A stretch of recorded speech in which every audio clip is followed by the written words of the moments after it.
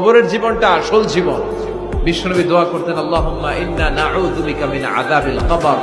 আল্লাহ, আমি আপনার কাছে কবরের আযাব থেকে পানাহ চাই, কবরের আযাব থেকে বাঁচতে চাই। এই কবরের মধ্যে অনেক ফিতনা হবে, অনেক সুয়াল হবে। কবরে প্রশ্ন আছে না নাই? কথা বলেন।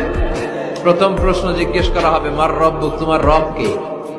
বলেন, আমাদের রব কে? ওয়া মা দীনুক, তোমার ধর্ম কি? বিষ্ণুবীর চেহারা দেখিয়ে বলা হবে, আতারিফু মান হাযা রাজুল, এই লোকটারে চিনো? আমরা কি বলবো? আমরা চিনি, উনি আমাদের প্রিয় রাসূল মুহাম্মদুর রাসূলুল্লাহ সাল্লাল্লাহু আলাইহি ওয়াসাল্লাম। এরপরে জিজ্ঞেস করা হবে, এগুলো কোত্থেকে শিখলা? আমরা বলবো, কোরআন থেকে। ফায়ুফসাহু লাহু কবরুহু ৭০ যিরাআন।